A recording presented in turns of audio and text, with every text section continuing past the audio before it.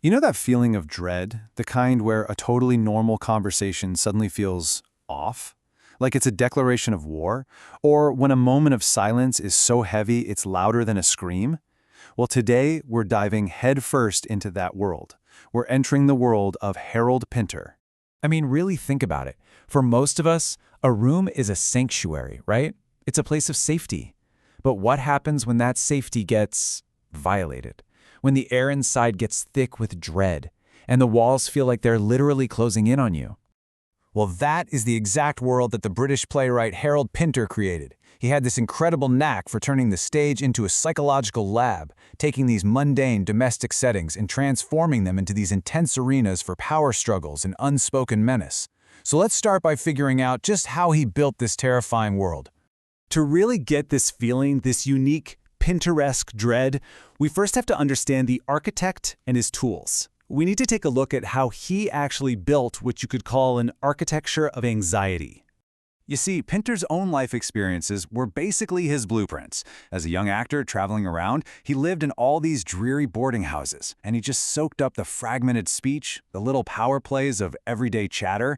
And as a Jewish kid in London right after World War II, he understood on a gut level that the room, your home, was never, ever truly safe from the threats of the outside world. And all of this led to a style that one critic, Irving Wardle, gave the perfect name, the Comedy of Menace. It's just a totally disorienting experience. One minute, you find yourself laughing at how absurd a situation is, and then bam, the next, you feel this chill of genuine, real danger. The humor is basically a trap. It's designed to lull you into a false sense of security. So how does he actually build this menace? Well, it pretty much boils down to three core ingredients. First, you take a safe space, and you have it invaded by these mysterious outsiders. Second, you never, ever explain why they're there. That makes the threat feel universal, like it could happen to anyone.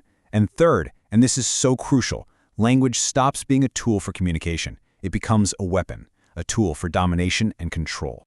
And that right there brings us to the very heart of what makes his work Pinteresque. It's all about the subtext. The real meaning doesn't live in the words people are saying, it lives in the gaps between the words. All the tension is built from what is deliberately and terrifyingly left unspoken. And this is where you can see Pinter's surgical precision with language. A pause in a script isn't just a break. Oh no, it's a weaponized hesitation. It's a moment where power is being silently fought over. But a silence is something else entirely. It's a total collapse. It's the point where language has completely failed, and all that's left is raw, exposed vulnerability. So, to see how all these pieces come together, let's take a look at his 1958 masterpiece, The Birthday Party. Now, this play isn't just a story. It's a really powerful allegory for a conflict that lies right at the heart of our society: the individual versus the system. At its core, the whole play pits the individual against the system. You've got Stanley, this failed pianist who's hiding out in a seaside boarding house. He represents the marginalized artist, the outsider, and his intruders, Goldberg and McCann, well, they're agents of conformity. Goldberg is the slick, talkative face of institutional power, while McCann, he's the quiet, physical muscle. And this is what reveals the play's central, brutal irony. The title, The Birthday Party, it suggests a celebration of identity, right? But in Pinter's hands, the party becomes this twisted ritual designed to do the exact opposite, to systematically and completely dismantle Stanley's entire personality. Now let's jump to 1968. A young director named William Friedkin, and this is years before he would terrify the world with The Exorcist, took on the massive challenge of bringing this psychological horror to the big screen.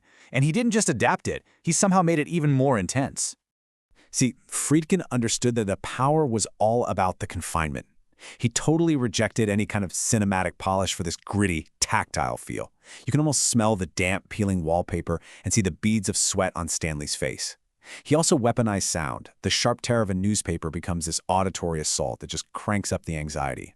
And in this kind of hyper-tense pressure cooker environment, everyday objects, they're no longer innocent. They get loaded with this huge symbolic meaning, and they become instruments of psychological warfare. Take the toy drum Stanley gets as a gift. It's his last connection to his artistic self, and when he's frantically banging on it, it's like this desperate nonverbal scream. So when McCann methodically destroys it, it's not just breaking a toy. It's the symbolic annihilation of Stanley's entire creative spirit. Then there are his glasses. I mean, they represent his vision, right? His ability to see and interpret the world for himself. When they get broken, he is literally and figuratively blinded. He's made completely dependent on the very people who are tormenting him. And finally, the newspaper. McCann doesn't just crumple it up. No, he tears it into these neat, methodical strips. This is such a chilling act of obliteration. It symbolizes the power of an authoritarian system to just erase facts, to rewrite history, and to control the entire narrative. This all culminates in the famous interrogation scene, which is this perfect moment of what's been called scary hilarity. The questions are just utter nonsense, but the rapid-fire way they're delivered is a full-on linguistic assault. The point isn't to get answers. The point is to destroy Stanley's very sense of logic and reality. So, what's the lasting impact of all this? I mean, what does this architecture of anxiety ultimately tell us about our own world? Well, one huge takeaway is how the medium itself shapes the menace. On stage, the threat feels intellectual. You feel it in the physical space between the actors. But in Friedkin's film, the menace becomes physical and immediate. The camera almost becomes a secondary interrogator, trapping us right there in the room with Stanley, forcing us to feel his claustrophobia. And you've got to understand, this isn't just about one guy in a shabby room. As Pinter himself explained in his Nobel Prize lecture, the power dynamics in his plays are really a microcosm of a much larger political reality, one where language is used by people in power to obscure the truth and to justify violence. So how does a system like that keep going? The play offers this really chilling answer through the character of Petey, the landlord. He sees what's happening, and he offers this one weak little protest. Stan, don't let them tell you what to do. But when that fails, he just retreats. He hides the evidence, the torn-up newspaper, and chooses to just go on as if nothing happened. He becomes complicit through his silence. And this leaves us with a final, really haunting question. Pinter's work shows us a world where individuality can be completely dismantled, and where truth can be methodically torn to shreds. So what's left when the intruders are gone? What remains when the architects of anxiety pack up and leave?